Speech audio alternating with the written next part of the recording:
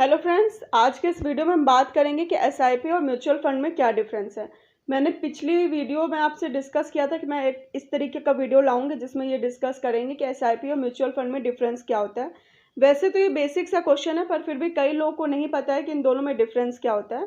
तो चलिए बगैर देरी किए स्टार्ट करते हैं, देखते हैं क्या डिफरेंस होता है।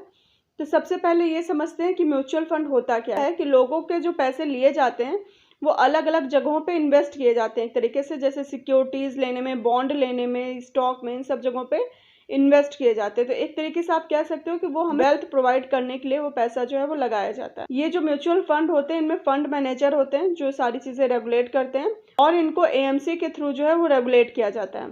अब सपोज करिए किसी के पास इतना पैसा, नॉलेज या टाइम नहीं है कि वो डायरेक्ट म्यूचुअल फंड में इन्वेस्ट करे, तो एक इजी ऑप्शन है कि आप डायरेक्ट म्यूचुअल फंड में पैसे डालने के बजाय एसआईपी के थ्रू उसमें पैसे डालें। यानी आप हर महीना थोड़ा थोड़ा पैसा एसआईपी के थ्रू इन्वेस्ट कर सकते हैं और वो पैसा म्यूचुअल फंड में लगा सकते हैं। चाहे तो आप एसआईपी के थ्रू इन्वेस्ट करिए, चाहे आप लमसम के थ्रू इन्वेस्ट करिए, वो आपकी मर्जी है। लमसम के थ्रू करने का मतलब हुआ कि एक मुश्त पैसा आप लगा दीजिए, जैसे 1 लाख, 2 लाख, 5 लाख, जितनी भी आपकी लिमिट है। और एसआईपी का मतलब हुआ कि अगर आपके पास एक साथ वो पैसा नहीं है तो आप मंथली 500, 1000, 5000, 10,000, जैसे आपकी कैपेबिलिटी है उस हिसाब से आप मंथली इन्वेस्ट कर सकते हैं और लॉन्ग टर्म में एक अच्छा खासा इन्वेस्टमेंट, अच्छा खासा जो अमाउंट होता है वो पा सकते हैं। तो आई होप आपको क्लियर हो गया होगा कि एसआईपी और म्यूचुअल फंड में क्या डिफरेंस है।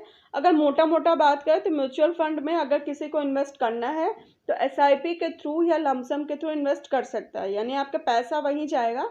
बस अगर आपके पास टाइम नहीं है, नॉलेज नहीं है और आप बहुत ज़्यादा रिस्क नहीं लेना चाहते हैं तो एसआईपी के थ्रू आप लगा सकते हैं, क्योंकि एसआईपी में जो भी अमाउंट दिया जाता है वो किसी एक जगह पे नहीं लगाया जाता है, वो कई सारी कंपनियों में डिवाइड कर दिया जाता है। तो रिस्क भी जाहिर सी बात है बढ़ जाता है और टाइम पीरियड अगर लंबा होगा तो उतना ही ज़्यादा हमें कंपाउंडिंग के ज़रिए फ़ायदा होता है। तो ये मोटा मोटा डिफरेंस है कि आप एसआईपी के थ्रू म्यूचुअल फंड में पैसा लगाते हैं।